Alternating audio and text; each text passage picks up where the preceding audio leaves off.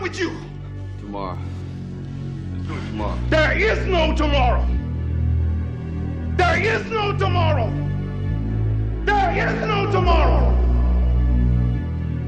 Spartans, prepare for glory. If tomorrow never comes, how far would you go today? If tomorrow is not a guarantee, how far would you push? If you thought that today was your last opportunity to ever do the thing, how far would you go? If today was the last day you were ever going to work out, to ever be able to train for a certain event, how far would you push? If you were a football player in college and this is going to be the last game you're ever going to play, how far would you go? How fast would you run? How much would you sacrifice knowing you're never going to lace it up again? While we wait for life, life passes. When you understand that your days are counted, that your days are limited, you begin to work with urgency towards your goals. You begin to work with urgency towards the things that you want in life. People say, well, I'll start tomorrow, or I'll get started when the new year hits. It doesn't work that way. Life passes you by with no urgency, but day by day. And so many people live and wake up like accidents that they forget this beautiful principle that life is in your control, and if you want to experience a certain type of outcome and a certain type of future, you must input the necessary labor today. Don't let life pass you by. If you can dream it, if you can believe it, you can achieve it. Listen to me. No matter the journey, oh, it's too many ups and downs. But boy, when you believe it, 5-15-75. Remember 5 and remember 7, because they're gonna have a recurring attitude in my message. 5-15-75, my mother had me, ironically, when she was 15 years old. We had no other route out. As much, I'm gonna say it first now, so I get it out the way. Father, even though you're not here, I love you anyway. I love you anyway, Daddy, wherever you at. Because that woman right there, 5-15-75. You hear me? Yeah. Remember what they told you when I was little? We ain't gonna make it. Ain't no way we gonna make it. Well, guess what, Mama? We made it. When I said I wanted to win 8 gold medals, basically half the people in the swimming world thought I was absolutely crazy and nobody could ever do something like that. But for me, I was somebody who believed in it and somebody who believed in the process of getting there. I knew it wasn't going to happen overnight, like I said before, but every little small thing that we did was a small stepping stone in order to even be able to have that chance and that opportunity to do what I did in 2008. So, you know, when I say from 2002 to 2008 was basically trial and error. My 3 questions are, what do you want? How badly do you want it? And how much are you willing to suffer? And very often, everything revolves around the first question, what do you want? Because a lot of people are unclear what they want from life. They don't sit down and think through. We are writing our own life story every day, and yet we don't think about it. Who do we want to be? Where do we want to live? What life do we want to lead? When we've finished our life, come to the end of our life and look back, what do we want to say that we've done? I believe there's some good in every situation that we face. I believe if you train your mind to see the good in the situations that you don't like, that brings you discomfort, that brings you a certain level of opposition, I believe if you train your mind to see the good in it, it's easy to extract it. And so I say to my father as I'm lying on the spine board, I said, Pops, I got him, right? And he looked back at me, he said, yeah, you laid a nice lick on him, but I think you got the worst part of this. And they put me in the ambulance, they said, we're gonna take you over to the hospital, run a couple tests, we'll bring you out, we'll tell you what's up. They take me in, they run the test, they bring me back into the room, and when they bring me back into the room, my mother comes in, she kisses me, she prays for me, and she says, son, you will be fine. And as she's going to walk out of the room, the doctor came in running from the opposite side, but as he was running, he was screaming. And he was running, he was screaming, he was saying, guys, get in here. We gotta rush this kid back to emergency surgery. He's about to die. He said, yeah, I hate to tell you, but you ruptured a subclavian artery in your chest. You're bleeding internally. We gotta rush you back, take the main vein out of your left leg, plug it into your chest in order to save your life. And the next morning when I woke up, my perspective had completely changed. I had this calling inside me that just said, you're different. So I just prayed, like, God, why me? And he said, if not you, then who? I just felt like I'm either going to make it big and really do something extraordinary, or I'm not. I'm gonna be a complete loser. And a man provides. And he does it even when he's not appreciated, or respected, or even loved. He simply bears up, and he does it because he's a man. Mediocre people don't like high achievers, and high achievers don't like mediocre people. So if everybody doesn't buy into the same principles and values of the organization and the same high standard, you're never going to be successful. Was it as easy as it looked? No, sir. No, sir, it wasn't. The rule number one is to get vitamin N. Vitamin N? Yes. That's the rule number one. You need to inject yourself with vitamin N. N is for? N is to learn to say no. The whole thing has to start from you. It can't start from the world. It can't start from what other people are doing. It can't start from what's sexy. It has to come from within. If it doesn't come from within, then you're going to be floundering for years and years and years. Suffering is an essential ingredient of the life that we humans are living.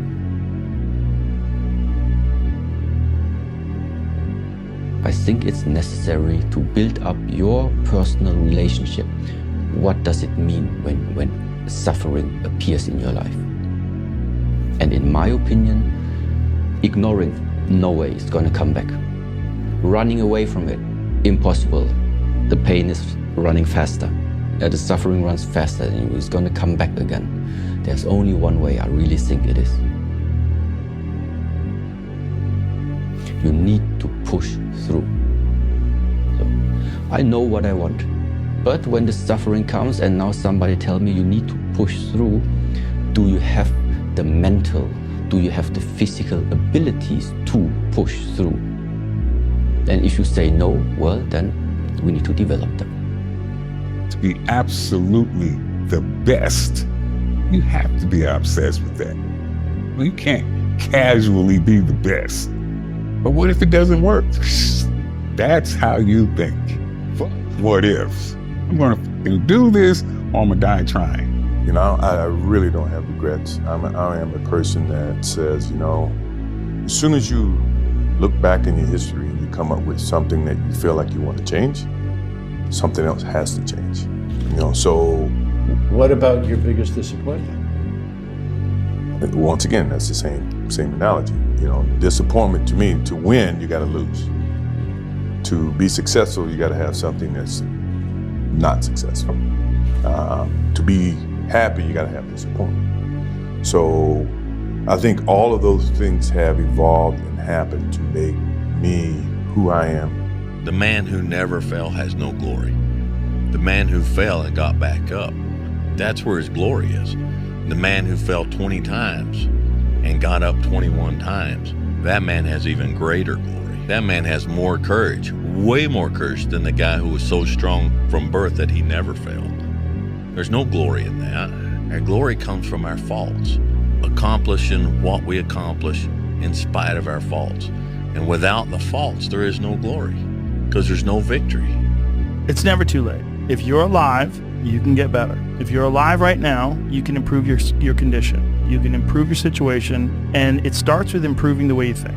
That's the most important thing. The way you think of things, the way you address things, you've got to change that. And you got to look at things objectively, and you got to be brutally honest with yourself. And the more you bullshit yourself, the more it's going to be difficult. You're literally throwing weights on your back and making it harder to move forward. You need to decide what you want. You need to decide what you want to be remembered for. You need to decide what your legend will be. Because the reality is that we do not know how long we're going to get to build the tower. We have no idea. You may think you know, but you do not know. You may think you have plenty of time to build the tower that is you, to build the tower that is your life. But the only day we know we have is the day we're in. And so as you build that tower, you need to decide what are the stones that you're placing in place to build that tower. What are you doing today? Who are you today? What are the choices you're making right now? Because that is actually the only indicator of the tower you're building, of the life you're building, of the future you're creating. So I took myself from being very average-minded to actually believing that I was the shit, and believing that I could be the shit, and that I could be the GOAT and be the greatest and never lose. Into, like, I took myself to a different place mentally, and a lot of it came from mental practice and meditation and visualization and just seeking knowledge from people who are strong believers, guys like Les Brown and Tony Robbins and guys like that. I just became really obsessed with just learning about the power of the mind. So I used to meditate. Now I just kind of, I have a lot of things that stuck with me, a lot of ways of believing that stuck with me, that just subconsciously I know who I am, what I'm capable of, and how I believe, how powerful my mind actually is. Be fucking great. Put the time in to learn the skills. Put the skills into practice and make a commitment to becoming so good that all your peers say, that's the motherfucker that's the best. And if you could do that, no matter where you are, no matter if you're cooking French fries, no matter if you're managing the restaurant, no matter if you own 1,000 restaurants, no matter if you created the fucking brand, you cannot be stopped. What changed? 20,000 people, what changed? Here's what happened when they got on the track. They knew it had been done. And because they knew it had been done, there was a new belief about this barrier, about this goal that was unreachable. And those 20,000 people got in the race believing, knowing in their heart that someone had done it, that it's possible, that they could do it. And I'm saying that if you know anybody that had some goal, some dream, something they wanted to do, and they did it, then I'm saying that you know in your heart that if someone has done it, then you can do it. It's possible. And that if someone can make their dream become a reality, that it's possible that you can make your dream become reality. And so as you begin to look at where you want to go, beginning to embrace that, it's possible. I'm blessed and highly favored. I've got a lot going for me. I got some good stuff in me. And it's possible that I can bring my greatness out here in the universe. That I can do what I want to do. It's possible I can write my own book. I can have my own business. I can take the trip and travel around the world. It's possible. I can bounce back from adversity and reinvent my life. It's possible. Regardless of where I am, the things can get better for me. It's possible. None of us know our end, really, or what hand will guide us there. A king may move a man. A father may claim a son. That man can also move himself. And only then does that man truly begin his own game. Remember that howsoever you are played, or by whom, your soul is in your keeping alone. Even though those who presume to play you be kings or men of power, when you stand before God, you cannot say, but I was told by others to do thus, or that virtue was not convenient at the time. This will not suffice. Remember that. I think a lot of entrepreneurship and even personal growth is training yourself on how you respond to hard. Because in the early days, hard was, ooh, stop. This isn't good. I should, this is a warning sign. This is a red flag. I should slow down, or I should stop, I should pivot. But the more I think about it as a competitive landscape, as I'm clear on what this path is supposed to look like, and these rocks and these dragons are things that I'm going to have to slay along the way to get the princess or get the treasure, I get happier about the harder it is because I know that no one else will follow. It's a selection effect. And I think if you can shift from this is hard to no one else will be able to do this, then it flips from being this thing that you're like, oh, poor me, to oh, poor everyone else who's going to have to fucking try. And I think that is so much more motivating as a frame for the exact same circumstance. Yeah, this guy know.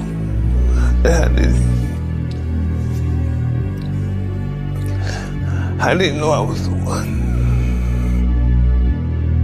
Well, you were a specimen. It takes more than that to be a fighter.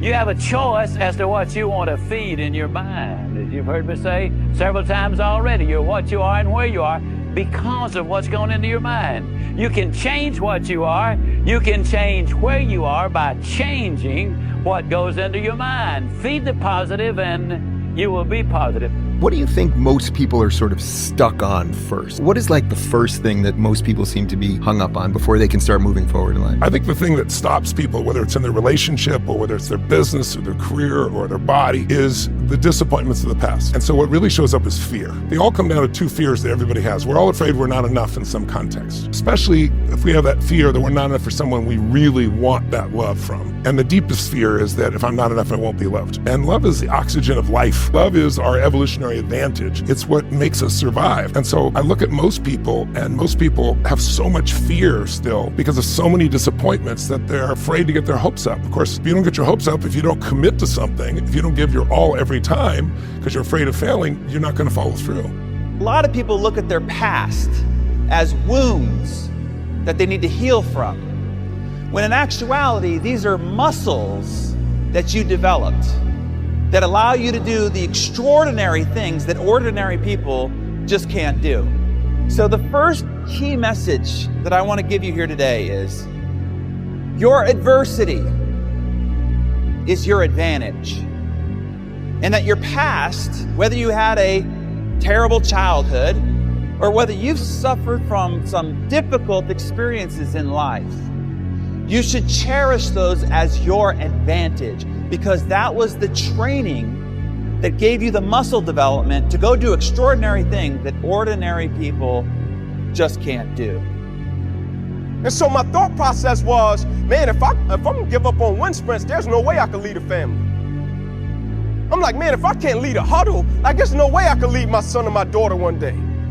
I'm like, man, if I can't show up on time, like there's no way I can lead a wife and 2 children. Like if I can't do what I say I'm gonna do, like there's no way I can be a leader, a priest, and a protector, and a provider. It's no way. And so what happens is you have people that look good, they look like Tarzan, but on the inside they're Jane. You got people that know sports through and through, and to the public they're public success, but behind closed doors they're private failure. They can't give the same energy and the same passion to every aspect of their lives. Like to the thing they're passionate about, they can do it like no other. But in every aspect of their lives, they can't take that energy, that passion, that level of dedication and commitment to everything that they do and understand that it's a representation of who they are. Like at the end of the day, the core of who they are, it's almost like when you look at Adidas, you know impossible is nothing. When you look at Nike, you think just do it. And so I always ask people, when I look at you, what do I think? Excuses. Like when I look at you, do I think victory? Do I look at you, do I think, man, that's a champion right there. That's a guy that I know I can rely on, and when things go south, he's still gonna show up and give me everything he got. I told a guy 2 weeks ago, I said, brother, everybody know what to do when everything go right. I said, but the only question you haven't answered for me yet is, what are you gonna do when you don't get what you thought you were gonna get? What are you gonna do when things go wrong? What are you gonna do when you work for it and you put yourself in position to get the position, then they come to you and tell you don't have it and you feel played? Will you give up on the mission that you once had to impact lives? You're going to lose sleep. You'll doubt whether it'll work. You'll stress to make ends meet. You won't finish your to-do list. You'll wonder whether you made the right call and have no way to know for years. This is what hard feels like, and that's okay. Everything worth doing is hard. And the more worth doing it is, the harder it is. The greater the payoff, the greater the hardship. If it's hard, good. It means no one else will do it. More for you.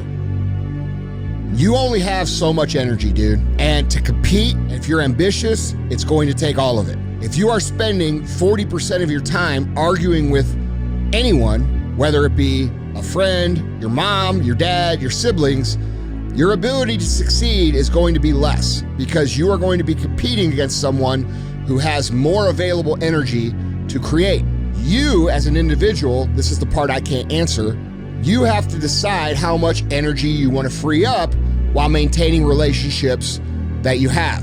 So my recommendation for you would be to audit how important it is to get where you want to go, and then make a decision about where the boundary needs to be for you to have the most available energy to move forward. And I'll give you two pieces of advice. I'd invest as much in myself as you can. I mean, you're your own biggest asset by far. I mean, you've got all kinds of potential. All the people in this room, you're lucky to be in this country, gotten a good education, but most people go through life using up a very, very small part of their potential. And so anything you do that invests in yourself, that's the best investment you can possibly make. And then I would follow my passion. I mean, whatever turns you on. You know, I was lucky. I found something early that turned me on. But you don't want to take a job just for the money. You don't want to take a job for an organization that you really don't feel good about, or work for people that you don't feel good about. You really want to be excited when you get out of bed every morning. And it won't necessarily be the job that you have 10 years later, but you'll be learning so much as you go along. And you know, I took a job with Ben Graham, my hero, and it, you know, I never asked the salary, and I found at the end of the month when I got my first paycheck what I was earning, because I just knew it was the right thing to be doing. So I would follow your passion.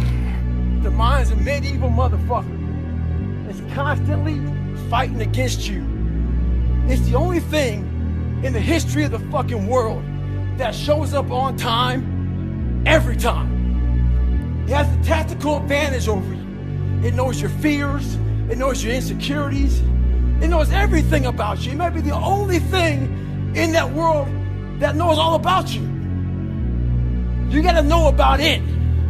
It's gonna show up when you don't want to show up. It's gonna show up at the worst time possible when you want to be successful. It's gonna say, take the easy road. Take the easy way out.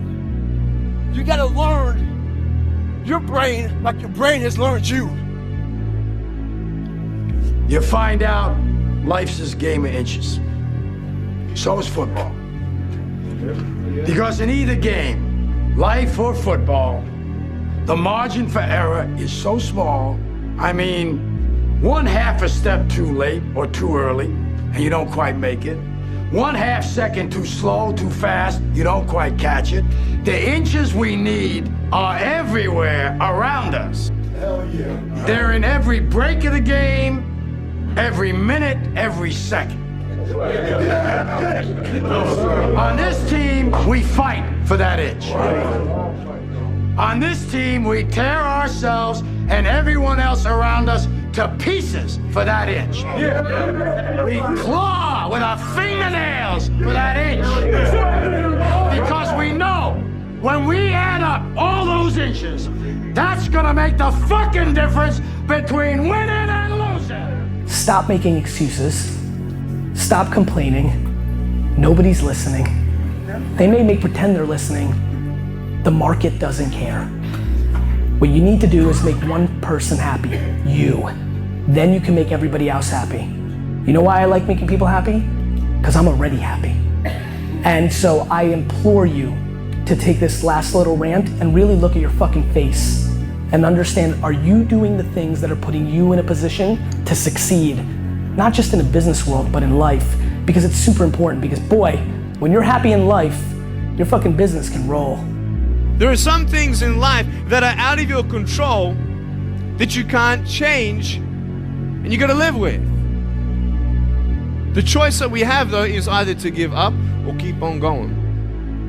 I wanna ask you, what are you gonna believe? Are you gonna believe in yourself? Are you gonna believe everybody else's judgment on you? Are you gonna believe people when they say that you're a failure and no one really likes you, no one really cares about you? And it's not really to say that, hey, you need someone to come up and say, hey, really, I like you, I care about you. No, it's not that, but it's the fact that people put you down. People don't even look you in the eye. People ask you how you are and you say fine, but you're not fine, and they'll never know that. We're only limited by weakness of attention and poverty of imagination. That's the only limit we've got. Weakness of attention, got to focus on what it is you want. You've got to give it your undivided attention. and poverty of imagination. Use your imagination to build enormous pictures. See great things happening in your life. Make a decision to become one with whatever you want. Les Brown, the great motivator, says people change their lives when they finally say, that's it, I've had it. I've had it! I'm not living like this anymore! I make too much money to be this broke! That's when you change your life. And when people get that thing going in their voice, you can hear it. You can see the way they set their jaw. You can see the way their eyes look. You see the way they carry themselves. They are now going to be intentional, and they're not going to put up with a half-butt mediocre life anymore. I'm going to change my life. And that's when you do it. And the neat thing is you can just decide right now to do that. Ready, set, go. The difference between ordinary and extraordinary is often just that little word, extra. And the work I'm going to now ask you to do is not going to be ordinary. It's going to be extraordinary. But what's going to make the difference is when not 1 ounce of you thinks you can. You're the people who over this last year have shown me you can turn around and give me that little bit extra. And it's that's going to make your work here extraordinary. Hey man, listen, the better you get, the easier it gets. See, right now, the phase you in is called growing pains. And what you don't even realize is that the game is trying to test you right now, trying to see how bad you want it. You think the game gonna reward people who can't handle hardship and adversity? Nah, that's not how it works. The grind ain't meant to be easy. That's why you're gonna appreciate it so much when you get through it. The greatest people on the planet have suffered the most. Suffering is not bad. I'm suggesting suffering is awesome. The ego runs from suffering because it's the death of the ego. But I believe pain, difficult times, failure, loss is purification and preparation for personal heroism. You've got to bet on you. You believe in everybody else, you clap for everybody else, you support everybody else, you baking cakes and making cookies for everybody else.